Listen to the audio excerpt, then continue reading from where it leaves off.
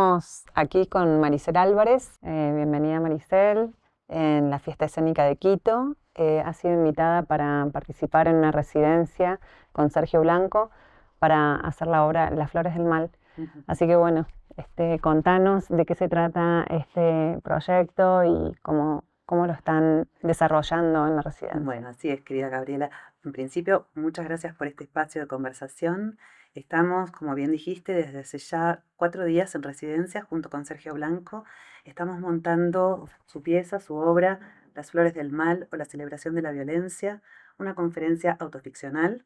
En eso sabemos que Sergio es un experto, casi un género que ha creado de alguna manera, y forma parte de una serie de conferencias, una sobre el amor, una sobre la muerte y esta tercera sobre la violencia. Aquí mismo en este festival, Gaby, el año pasado vi a Sergio en el escenario haciendo una de estas tres conferencias, Memento Mori, y en este mismo festival también, y en esos cruces amorosos, encantadores que se dan entre colegas y amigos, nos cruzamos con Sergio y empezamos a conversar acerca de la posibilidad de trabajar en colaboración. Y es allí cuando él me comenta que, bueno, esta era una conferencia de una serie, que había una de ellas que abordaba el tema de la violencia y que a él le interesaba mucho que un cuerpo femenino, que una voz de mujer, que una mujer intérprete trabajase ese material. Y es allí cuando me invita amorosamente a trabajar en colaboración. Y bueno, sabes, la pulsión del deseo en un artista es muy fuerte, es muy poderosa. Fue en ese momento en el que decidimos comentárselo a Gabriela Ponce, directora de este festival. Le dijimos, bueno, este encuentro, este deseo nació aquí, en esta ciudad, en este contexto, en esta fiesta. Em, ¿Qué te parece la idea de volver el año próximo y presentarla aquí nuevamente en este contexto? Y ella muy generosamente también, no solamente nos escuchó, sino que finalmente formuló la invitación. Y cuando digo generosa, me refiero a que no nos invita a montar un espectáculo, nos invita a crear un espectáculo. Y nos ofrece un espacio de residencia que es un tesoro para dos artistas que además viven en dos ciudades muy distantes una de la otra. Sergio vive en París, yo vivo en Buenos Aires, compartimos idiosincrasia, cultura, muchos gustos y muchas referencias también, pero a la vez vivimos muy lejos geográficamente hablando.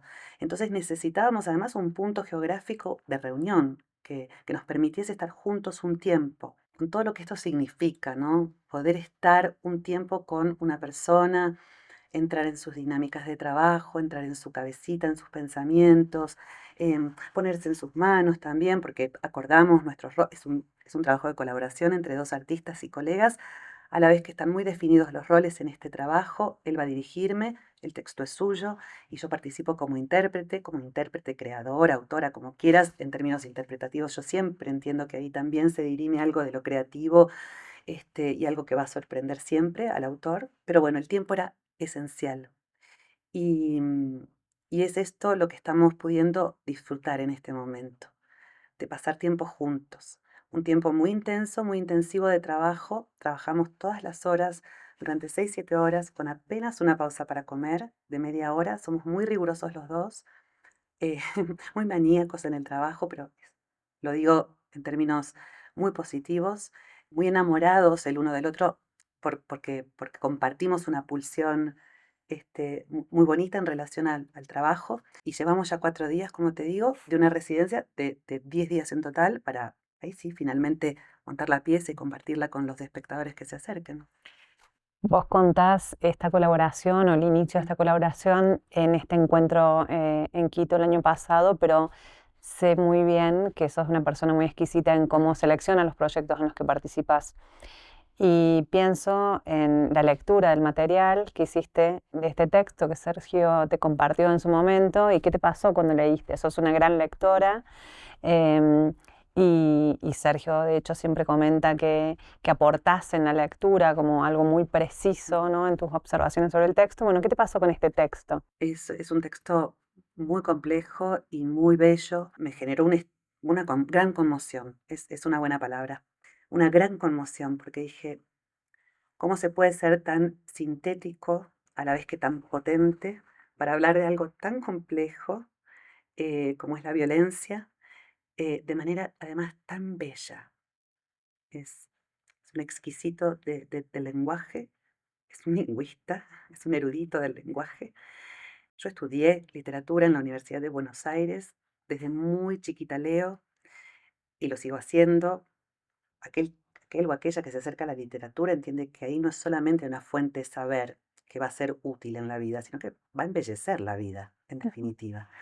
Entonces, todas las que estamos atravesadas por este amor, por la lectura, por la literatura, no podemos no conmovernos o sentirnos conmocionadas ante la lectura de esta conferencia que Sergio escribió, porque es una declaración de amor a la literatura, a los personajes de ciertas novelas o de ciertas obras literarias icónicas Ujú. de la historia de la literatura universal, que da gusto decir, mencionar en la pieza. Me imagino que muchos espectadores se van a deleitar con esas referencias, sobre las cuales la conferencia vuelve una y otra vez, viendo a las primeras impresiones de la lectura del material. Eso en principio ya, como le decía hoy a Sergio, como el anzuelo al pez.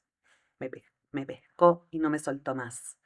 Y uno no se tiene que dejar soltar cuando se enfrenta a obras tan potentes. Por más difíciles y complejas que sean, mejor meterse en problemas a evitarlos, digamos, a escaparse de ellos, por lo menos en nuestra tarea, ¿no? En nuestra tarea como artistas.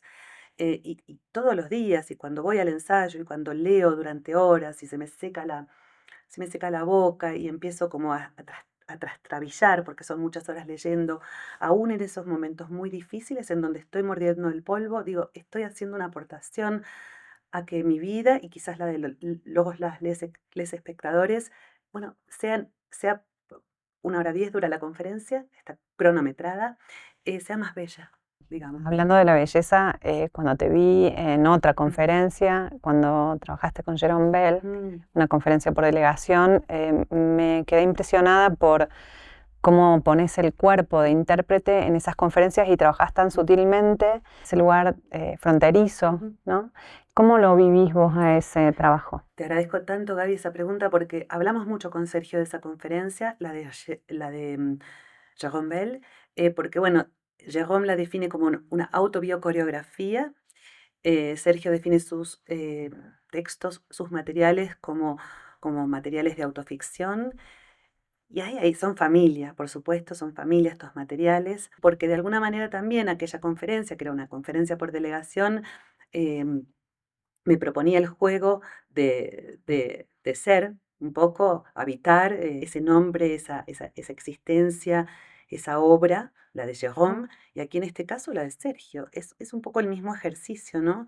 Con diferentes palabras, con diferentes intenciones, pero hay mucha, no digo similitudes, no se parecen en nada los materiales literarios, pero a la vez también hay mucha familiaridad entre una pieza y otra, o si se quiere, en mi caso, una continuidad, ¿no? Me ha permitido trabajar con dos cabecitas también ahí muy brillantes, que además me han abierto también un poco la puerta para que yo sea una otra cabecita que se suma a ese universo, porque también el cuerpo piensa, Gaby, vos sabés. Obvio. Entonces, no son mías las palabras, todo mi aparato expresivo, que incluye voz, cuerpo, emoción y mi pensamiento en tiempo real mientras yo estoy habitando la palabra. Bueno, también es una forma de sumar mi cabeza, mi pensamiento.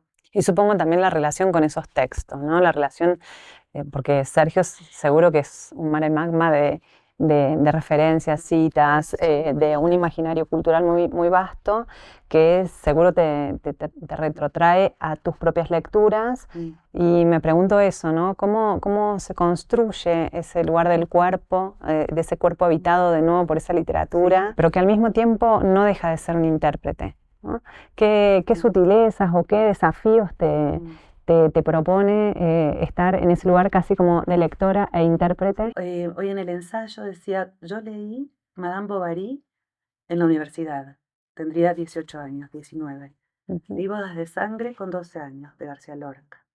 El extranjero de Camus. Estamos hablando, ¿viste?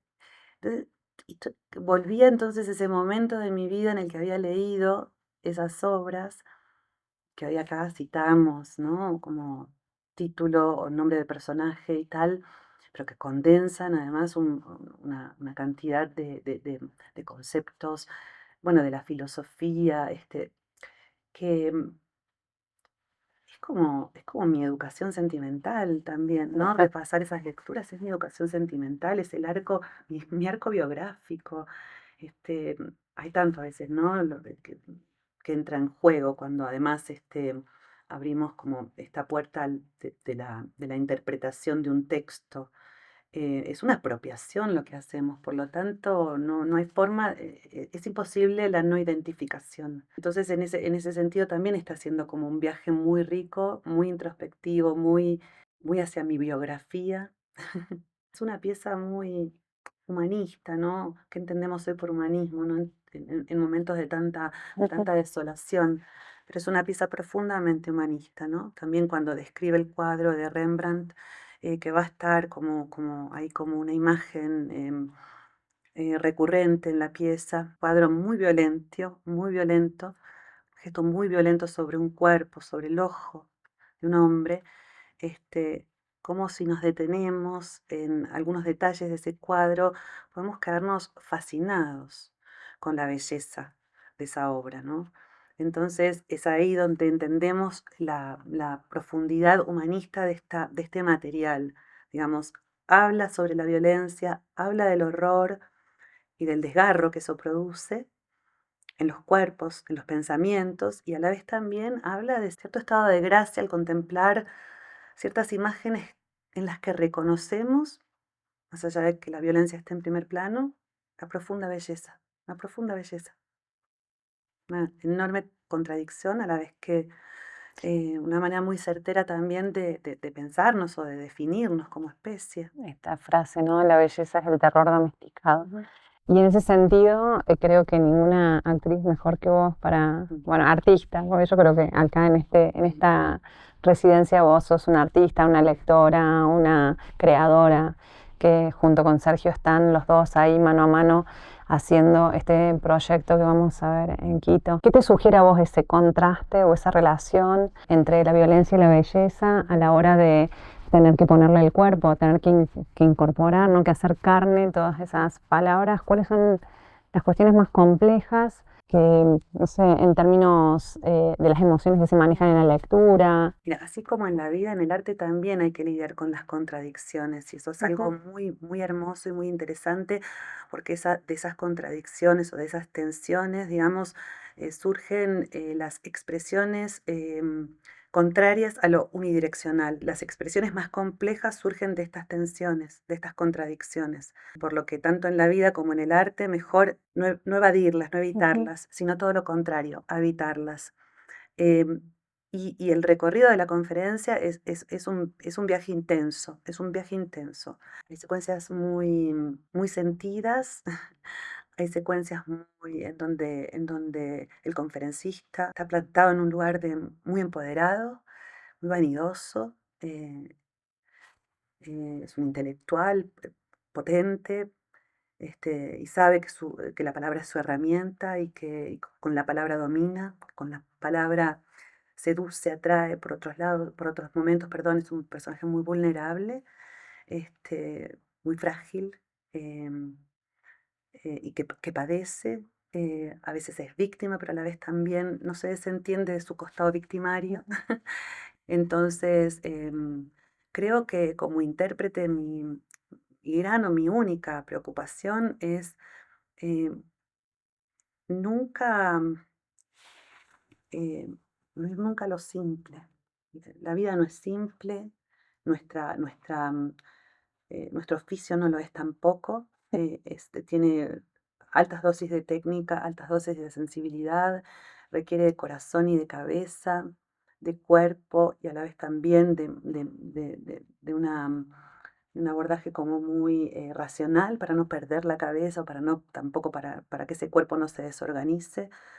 Por lo tanto, siendo tan complejo lo que hacemos, mi peor pecado sería simplificar las cosas. Pienso que estás haciendo una autoficción y recuerdo la última obra tuya que vi en el Centro de Experimentación del Teatro Colón en Buenos Aires.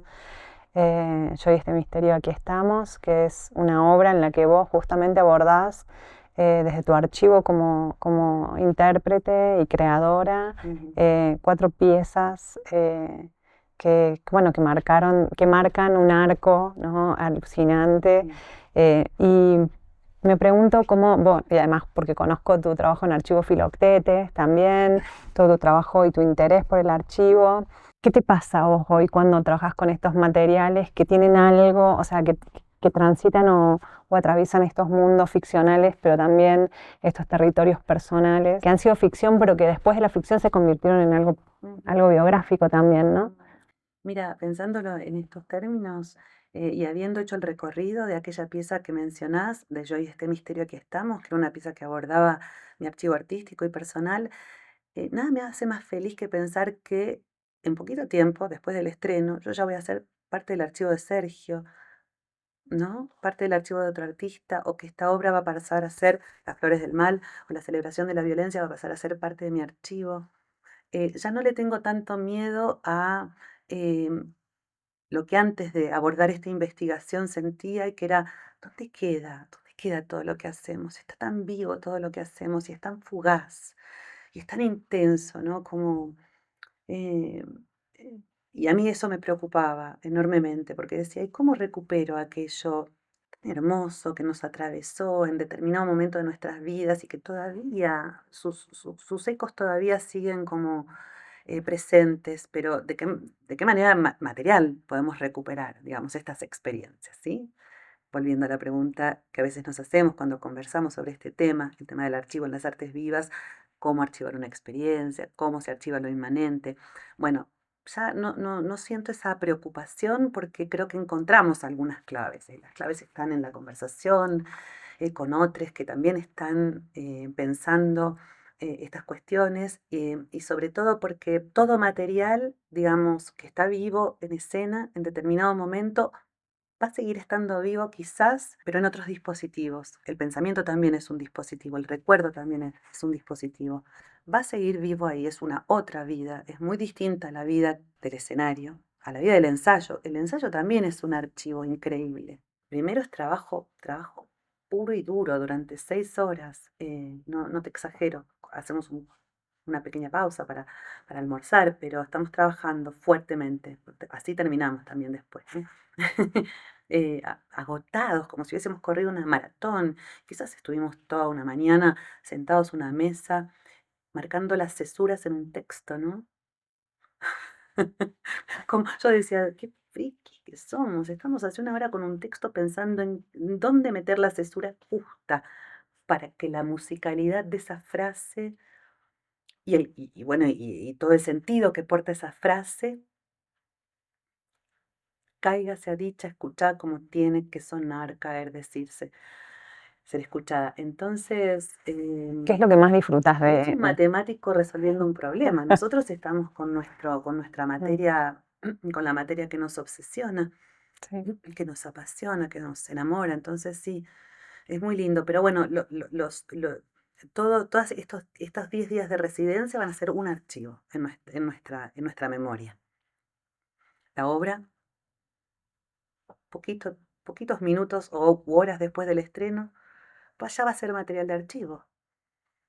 Y todo lo que está por venir en términos archivísticos, ¿no? Hablando estrictamente en términos archivísticos. Bueno, en ese sentido, vos sos una persona que has logrado pensar el archivo en artes vivas de una manera muy particular. Has llevado los materiales de la escena a dispositivos de exposición, encuentros en donde el coloquio que hiciste, ¿no? Donde un montón de gente pone a disposición de ese espacio sus propias experiencias en torno al archivo.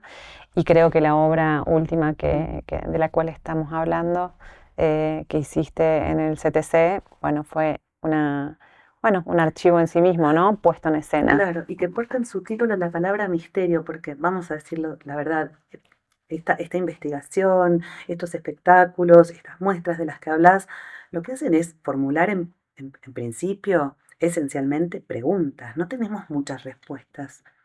Pero las preguntas nos mueven. Ay, ¿y cómo? Gracias, Maricel. Hermoso. Hay hilos que nos unen. La cultura no sucede sola, se construye entre todos, porque el teatro habita donde tú habitas. Es un hilo que recorre el pensamiento y la crítica. Un territorio de búsqueda donde el hacer es descubrir. Aquí entrelazamos la escena nacional con los pulsos del mundo hasta que la fiesta se desborde en la calle como un latido ciudadano. Esta es nuestra conexión. Fiesta Escénica de Quito, del 20 de mayo al 14 de junio. Conecta en teatrosucre.com. Fundación Teatro Nacional Sucre. Alcaldía Metropolitana.